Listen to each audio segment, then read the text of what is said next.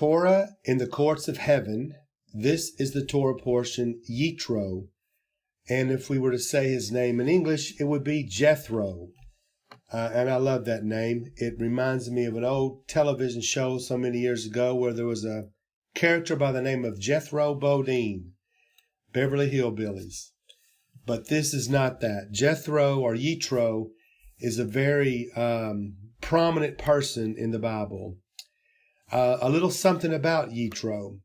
By the 14th century BC, before the cult of Yahweh had reached Israel, groups of Edomites and Midianites worshiped Yahweh as their God. So it says the cult of Yahweh because please understand that this is from a secular history, and they call the worship of Yahweh a cult, when of course actually worship of Yahweh is worshiping the one true God, the real God of the universe. But there were Midianites who worshipped him. The priests of Midian, or the prince of Midian, as the officers were usually conjoined, he was the ruler also of the people called the Cushites, or the Ethiopians. And like many other chiefs or pastoral people in that early age, he still retained the faith and the worship of true God. So when we think about Yitro and the times that you see him mentioned with his son-in-law Moshe or Moses, we have to remember, if have you ever wondered, that he does believe and follow the one true God, Yahweh. There were 7 daughters he had who were shepherdesses, to whom Moses was favorably introduced by an act of courtesy and courage in protecting them from the rude shepherds of some of the neighboring tribes at a well. He afterwards formed a close and permanent alliance with this family by marrying one of the daughters, Zipporah, or which means a little bird, called a Cushite or an Ethiopian, and whom Moses doubtless obtained in the manner of Jacob by service. So this is from Jameson, Fawcett, and Brown, an old and very reliable commentary of the Bible. So Yitro came after the sea divide. In Genesis 25, the Midianites were the descendants of Midian, who were a son of Abraham and his wife Keturah. So you see, Yitro would have been a great-great-grandson of Abraham. In Genesis 37, it says, Joseph was sold to the Midianites. Therefore, they rescued him. So Joseph represents Israel, and the Midianites represent the other sons of Abraham who rescue Israel. So Yitro also is a rescuer of Israel, as he on several occasions rescued Moses. And not only rescued him, but gave him some very important information, one of which was when Moses was basically overwhelmed with all of his responsibilities of being the judge of Israel, that Yitro gave him the idea of dividing up his chores, so to speak, and allowing other people to assist him in what he did. And that's a good lesson for all of us. Sometimes you can hear of a person, and you may be one of those, who it says has too many irons in the fire, too much going on, get to the point where you're so overworked that you don't even have time for anything, yourself or anything. You actually have more going on than there are hours in the day. And that's the case, you need to do something. You need to change somewhere. You need to set priorities. And this is what basically Yitro was telling Moses. And again, it's a simple, practical, and yet it's very spiritual lesson for us to learn. You know, if we're serving the Lord and things begin to get difficult somewhere in where we're serving, in that area of service, there may be something that God's trying to show you. Maybe it's time for a change in your ministry, or in your job, or in whatever is going on. So again, let's remember that Yitro was from Midian. Yitro, a Gentile, was a son of Abraham, which I've always spoken about, whose name means excellence, is one used by Yahweh to rescue his chosen people. So if Yitro was a Gentile and he was one who would be used to rescue the chosen people of God, what could this mean for the Gentile people of God who contain his excellence? And I ask the question, are you willing? As a Gentile, if you're a believer, if you're a follower of Yeshua, then God most certainly wants to use you in these last days in which we're living in. This last anti-Messiah kingdom is soon coming on the earth. It's already beginning to grow tentacles in the foundation. And at some point, we're going to actually begin to see who the leader or ruler of this person is. As it says in the Bible that the man of perdition will be revealed, that we won't be taken away, we won't be removed from the situation of the world until the man of perdition is revealed. And that hasn't happened yet, but it could be very soon, just around the corner. So we want to go to Daniel because Daniel gave us some very incredible prophecy on what these last moments of time would look like and who possibly could be the clue to look for in this anti-Messiah person. So in Daniel chapter 2, verse 43, as you saw iron mixed with ceramic clay, they will mingle with the seed of men, but they will not adhere to one another, just as iron does not mix with clay.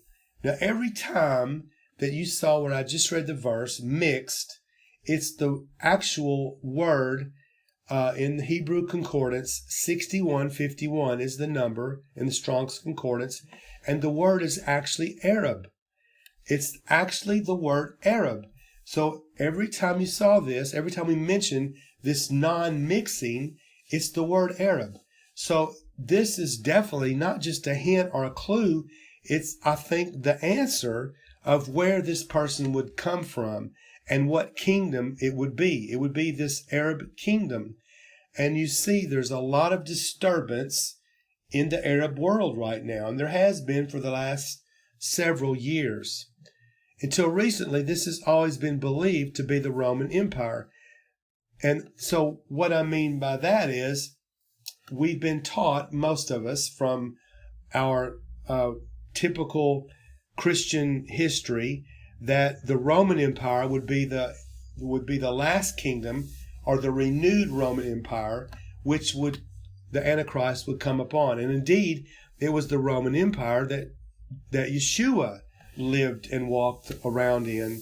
It was the Romans that controlled the world at his time. But it looks like it will actually be an Arab kingdom that will be where the Antichrist comes from and what kind of tries to take control of the world at the end. Daniel gives or foretells who makes it to this end. So first, in Daniel chapter 11:31, it says, "And forces shall be mustered by him," and by him speaking of the anti-Messiah, the Antichrist, "and they shall defile the sanctuary fortress. Then they shall take away the daily sacrifices and place there the abomination of desolation." So, quite frankly, what has to happen then is at some point the sanctuary fortress, which of course would be the temple, and maybe not exactly the temple, maybe just the sense of that there will be a place where the Jewish people will be allowed to give their daily sacrifices as they did 2,000 years ago. They will be re-allowed to start sacrifices. And at some point, this anti-Messiah will stop this allowance. In actuality, he will probably be the one that allows the Jews to begin the sacrifice, making them believe and trust in him, and then he will stop it. And not only will he stop it, but he will make up the desolation of the abomination that's spoken of by Daniel. When we see this, and it's already happened when we think of Antiochus Epiphanes, and we go back to the period of Hanukkah, when we know the temple was desecrated by Antiochus Epiphanes. And So there was that desolation, abomination of desolation, but there's others, and there's going to be a final one, which will be the Antichrist in the final days. So the next one is Daniel 11:32. Those who do wickedly against the covenant, he shall corrupt with flattery. But the people who know their God shall be strong and carry out great exploits. Now, this is exciting to think about. I think about this pretty regular, not necessarily in this exact verse, but this verse kind of supports me in what I think, which is there are going to be people who rise up and will do evil, and will corrupt in these last days. And we see it all around us already. Wickedness like we've never even heard of before. Some of the things that I'm hearing now, I've never even heard of before.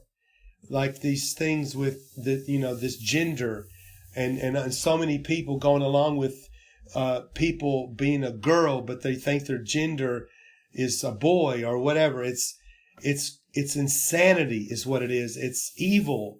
And yet the world is looking at it like it's okay, like it's good. It's always been this way. Finally, somebody's come along and set things straight. And you see, it's not being set straight. It's being knocked off the hinges. But people who know their God shall be strong and carry out great exploits. So in the midst of all this evil, the people who know their God will be strong, and they will carry out great exploits, of which I don't even know what that can all be. But God is going to do great things through his people that are strong in him and aren't swayed by the lies and the trickery that's going on in the world. In verse 33 of chapter 11, Daniel, it says, "And those of the people who understand shall instruct many. Yet for many days they shall fall by the sword and flame, by captivity and plundering, being confirmed." So it's going to happen. It's going to be confirmed that these people who trust God, who teach about God, are ultimately then, sadly, they're going to be ruined. But only in the flesh, because they will go on. Let's go to Hebrews 11:35. Women received their dead raised to life again, and others were tortured, not accepting deliverance, that they might obtain a better resurrection. Still others had trial of mockings and scourgings, yes, and of chains and imprisonment. This is from Hebrews, speaking about Christians. And this has already happened in the world. You have to remember, all the way back to the first century, the Romans tortured believers. They tuck them into to every kind of place, every kind of open place, every kind of place in public to torture them, and so that people could see it. But it's all going to take place and happen again. This is what we have to look forward to. And so we have to be strong and of good courage in the Lord. It says in Romans 13:7, "It was granted to him to make war with the saints and to overcome them, and authority was given him over every tribe, tongue, and nation." So this him who was granted to make war is the enemy, is Satan. And he's going to make war with the saints, and he's going to overcome us. And but again, it's only in the physical. He will not spiritually overcome us. We overcome in the end. We win. And it's like said in Hebrews chapter 11 and verse 35, that women will receive their dead back again. They will be raised from the dead. Even though they've been through this terrible torture and these things, they will be raised back.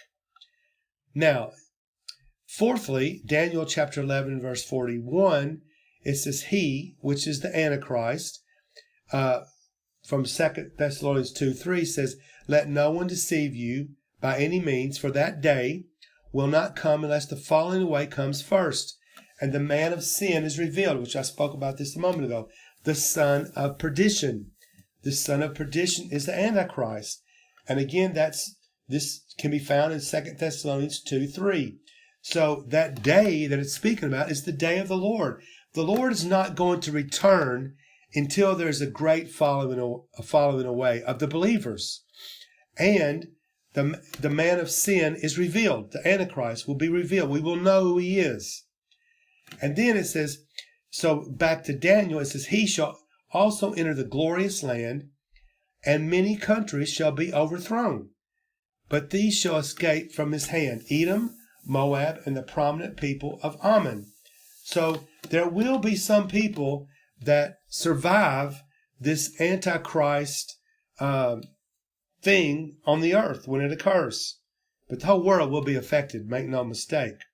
Then in verse 42 of Daniel chapter 11, it says, he shall stretch out his hand against the countries, and the land of Egypt shall not escape. So obviously it's telling us here that Egypt will be in trouble when this occurs. The whole world is going to be in trouble. You could look at Egypt as the rest of the world, because Egypt are the Gentiles. And of course, America, we are the Gentiles. Everywhere is the Gentiles. There's only one nation actually that is Jewish, and that's Israel. Even though we have Jews living throughout the world, they have to return to their land. And we've spoken about that in many other lessons, but we have to remember that does have to occur. The Jewish people have to return to their land before all these terrible events begin to occur. And this is very soon. A foreshadowing of the end, which we mentioned this a minute ago, was Antiochus, marching to wreak his wrath on the Jews, did not meddle with Edom, Moab, and Ammon on the side of Judea. So this is from the book Maccabees, chapter 4, verse 61, and chapter 5, verse 3. It stated that Antiochus used their help in crushing the Jews, of whom they were ancient enemies. So the Maccabees made war on them as the friends of Antiochus. First Maccabees 5, 1 through 68, the Turks under the Selim entered Jerusalem on their way to Egypt and retained the glorious land of Palestine to this day. But they never could conquer the Arabs, who are akin to Edom, Moab, and Ammon. So is the case of the final Antichrist. So you see, the reason they survive is because they will be part of the problem. The man of perdition will end. Even these things, that this information sounds very hard to hear, it does come to an end. These difficulties will end. They do come to a finish. In Daniel chapter 11, 45, it says, he shall plant the tents of his palace between the seas and the glorious holy mountain. Yet he shall come to his end, and no one will help him.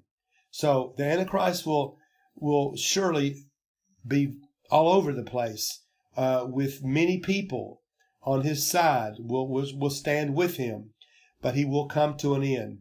In Revelation 19:20, it says, then the beast was captured, and with him the false prophet, who worked signs in his presence, by which he deceived those to receive the mark of the beast and those who worshipped his image. These two were cast alive into the lake of fire, burning with brimstone.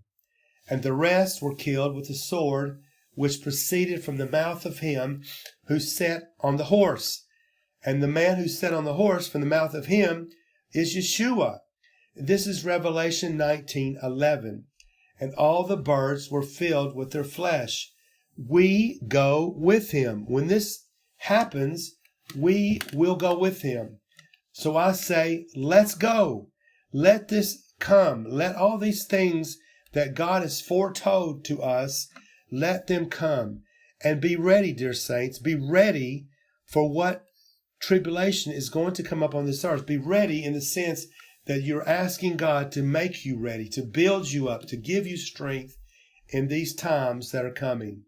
Revelations 19:14, and the armies glorified by the saints in heaven, clothed in fine linen, white and clean, followed him on white horses. You see, we will be with the Lord on white horses. Are you ready to ride?